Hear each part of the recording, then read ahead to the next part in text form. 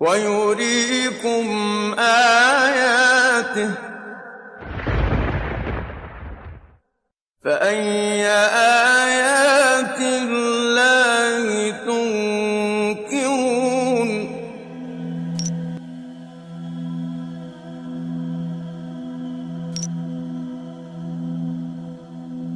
From any point in the world, the direction facing the Kaaba is called Qibla, and Muslims are expected to face Kaaba while performing Salah.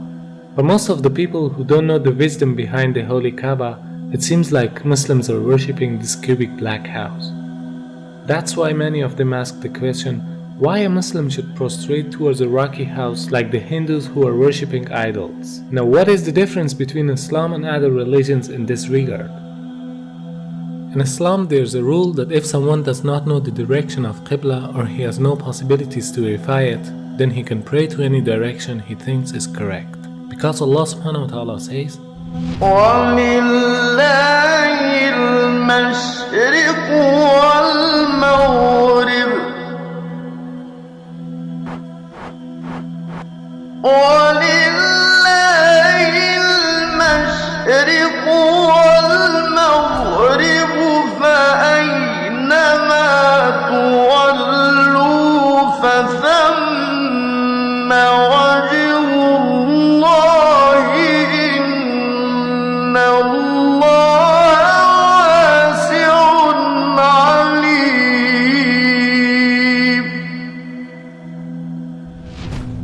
From this verse we can understand that the meaning of prostrating towards Kaaba is only to be united. Otherwise, everywhere is belonging to Allah subhanahu wa ta'ala. No Muslim ever worships the Kaaba when you offer Salah. Kaaba is the Qibla, it is the direction. We Muslims, we believe in unity. Now when we offer Salah, suppose you want to offer Salah here. Some will say, let's face north, some will say south, some will say east, some will say west. For unity, Allah says in the Quran, Surah Baqarah, that wherever you are, face towards the Kaaba. So Kaaba is the Qibla, it is the direction. So we are facing in that direction, but no one worships the Kaaba. Furthermore, if yet you have doubts, if you read the hadith that's mentioned in Sahih Bukhari, volume number 2, in the book of Hajj, chapter 56, hadith number 675, Hazrat Umar, may Allah be pleased with him, he was the second Caliph of Islam, second Khalifa. He said that this black stone pointing at Hajar Aswad, black stone, it can neither benefit me, it can neither harm me. Just because my Prophet kissed it, I am kissing it. This statement that this black stone can neither harm anyone nor benefit anyone is sufficient to prove that the Muslims don't worship the Kaaba. Furthermore, at the time of the Prophet, there were Sahabas, there were companions of the Prophet who stood on the Kaaba and gave the azan. No idol worshipper will ever stand on the Kaaba and give the azan, proving that no Muslim ever worships the Kaaba. It's only the Qibla, it's a direction.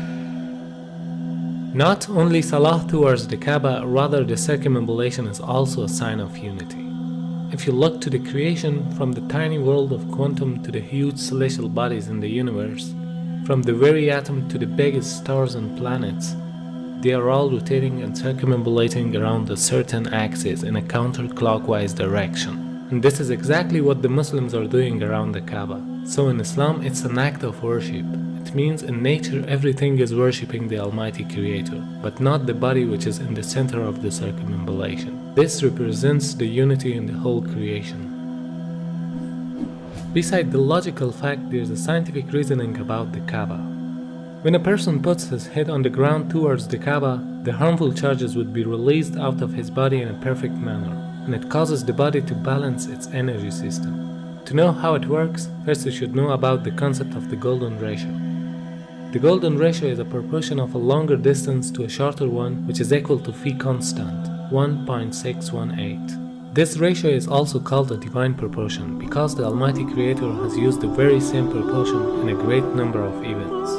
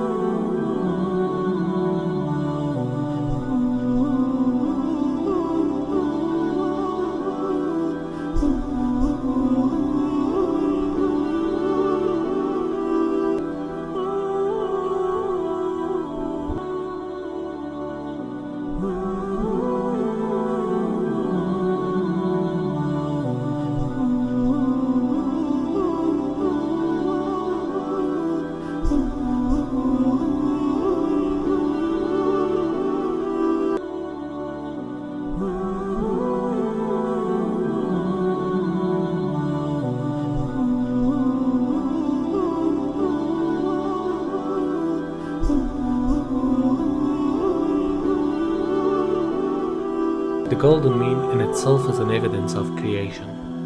If we apply this ratio on Earth, we'll find out that the golden point of the globe is the city of Mecca, whereas the golden point of Mecca is holy Kaaba. So because it's the golden point of the globe, it is the strongest energetic field on Earth. فالمركزية جاءت واخد بالك في الاتجاه العلمي، بمعنى ايه؟ ان هم لما طلعوا في الفضاء وصوروا فلقوا الارض كرة معلقة ومظلمة، ولذلك حتى الراجل قال ايه؟ اجدها كرة مظلمة معلقة، من الذي علقها؟ هو يريد هو أرمسترونج. وكان كأنه يريد أن يقول بلسان الحال لا بلسان المقال الله الذي علقها. ووجدوا فيها شعاع يخرج من الأرض كتبوه في الشبكة العنكبوتية في الإنترنت وخلوه على مدى 21 يوم ثم أخفوه. أخفوه لماذا؟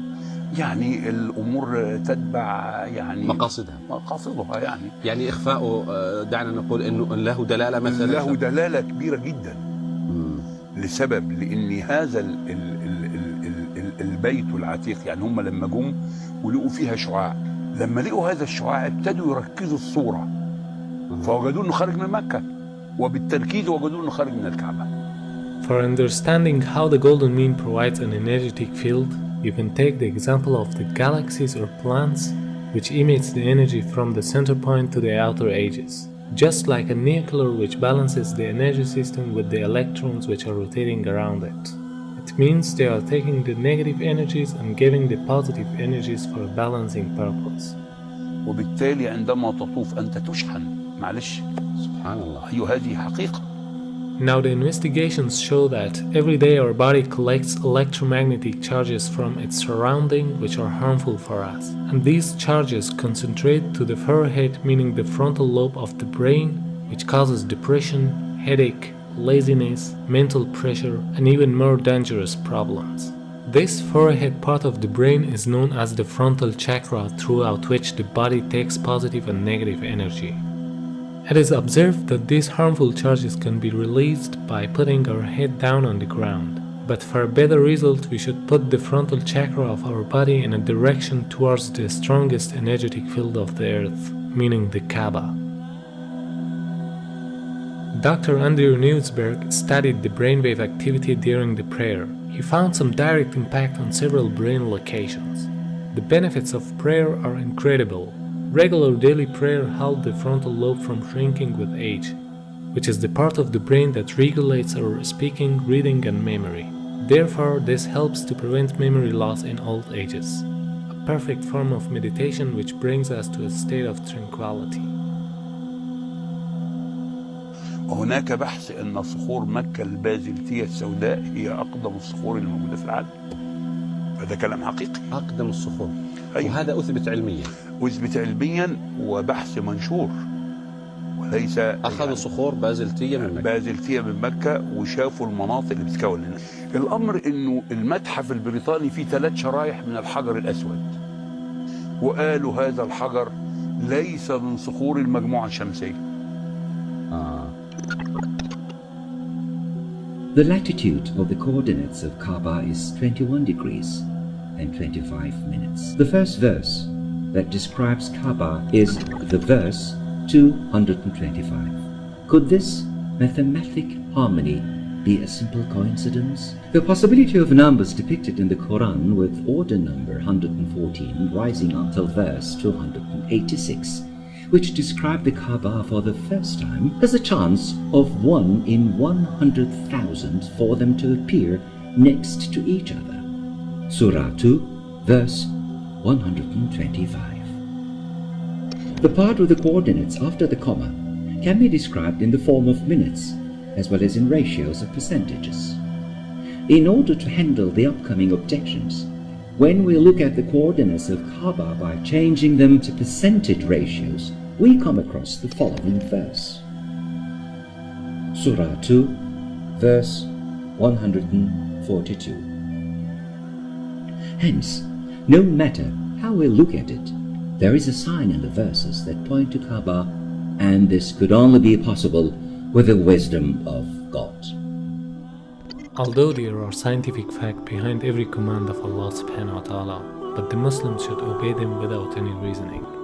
Because there is always a wisdom behind any order of the Creator that people cannot easily unlock the secret. But for us it is important to seek the satisfaction of our